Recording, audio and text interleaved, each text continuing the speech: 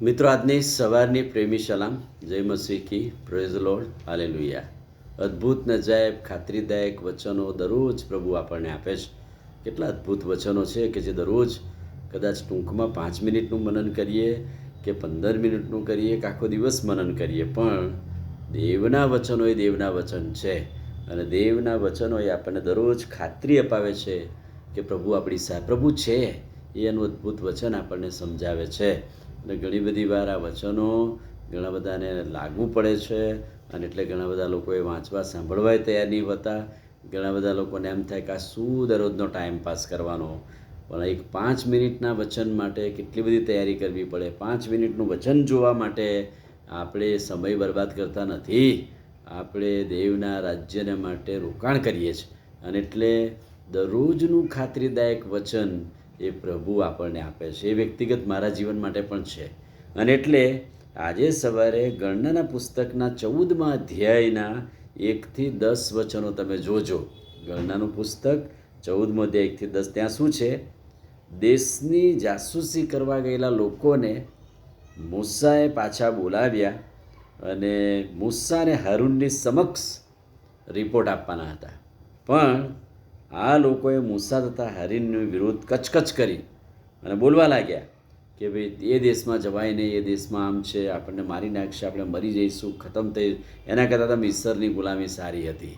અને ત્યાં નહીં જવા માટે નેગેટિવ રિપોર્ટ રજૂ કર્યો. ત્યારે યહોશુઆ અને કાલેબે શું કહ્યું? બીજા બધાએ તો નેગેટિવ રિપોર્ટ કર્યો, પણ યહોશુઆ અને કાલેબે લોકોને કહ્યું, ઇઝરાયેલીઓને આ પ્રમાણે કહ્યું કે જે દેશમાં અમે જઈએ છીએ તે દેશ અતિ ઉત્તમ છે. આપણે હવે જે દેશમાં જવા માંગીએ છીએ તે અતિ ઉત્તમ છે. તે દૂધમલથી રેલછેલવાળો દેશ છે. અને યહોવા આપણા પક્ષનો છે તો આપણી સામે કોણ? ઈશ્વર આપણી સાથે છે. તેથી યહોશુઆની વિરુદ્ધ દંગો ન કરો, યહોવાની વિરુદ્ધ દંગો ન કરો, યહોવાની વિરુદ્ધ ના બોલો. મૂસા અને હારૂન જે કહે છે માનો, અને તે દેશના લોકોથી તમે બીસો નહીં. કેટલું ઉત્તેજદાયક વચન!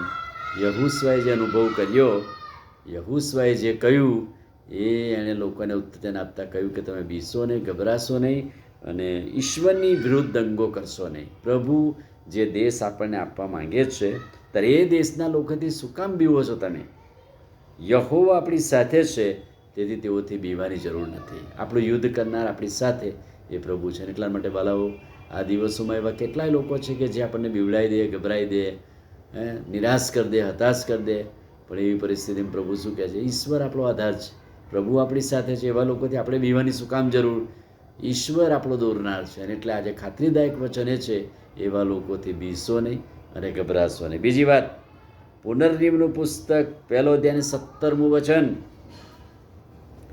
ત્યાં પ્રભુનું વચન આગેવાનોને શું કહે છે? પ્રભુ, ન્યાય કરતાં તમારે બીવું નહીં અને આંખની શરમ રાખવી નહીં, તેઓનું મોં જોઈને બીવું નહીં. ન્યાય કરવો એ તો દેવનું કામ છે. ન્યાય કરવો એ તો દેવનું કામ છે. અને પ્રભુનો આભાર માનીએ છીએ કે ઘણી બધી વાર આપણે માણસોથી બી જઈએ, આડેવરી સાક્ષી પૂરીએ, પણ હિંમતથી બોલીએ, હાની હાને નાની ના. ન્યાય કરતા, સાક્ષી પૂરતા કોની બીક? કોઈની બીક નહીં. બાઇબલ પ્રભુનું વચન કહે છે, આંખની શરમ રાખવી નહીં, બીવું નહીં, જે છે તે કહેવું. પુનર્નિયમનું પુસ્તક 1 અધ્યાય 21મું વચન.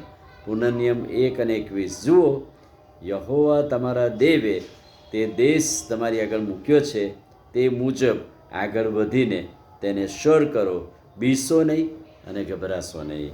તે દેશ તમારી આગળ પ્રભુએ મૂક્યો છે, તેનાથી બીસો નહીં અને ગભરાશો નહીં. કેટલું અદ્ભુત પવિત્ર વચન પ્રભુએ આજે સવારે ખાતરીદાયક આપ્યું છે. આમીન. પ્રાર્થના કરીએ. વાલા પ્રભુ, આજે સવારે તમારા અદ્ભુત ને પવિત્ર વચન માટે આભાર. વચનના પ્રકાશમાં અમને દોરો. આજનું ખાતરીદાયક વચન અમારા માટે આશીષિત કરો. ધન્ય સ્વામી, પ્રભુ ઈસુના નામમાં પ્રાર્થના કરીએ છીએ. સાંભળો ને માન્ય કરો. આમીન. God bless you.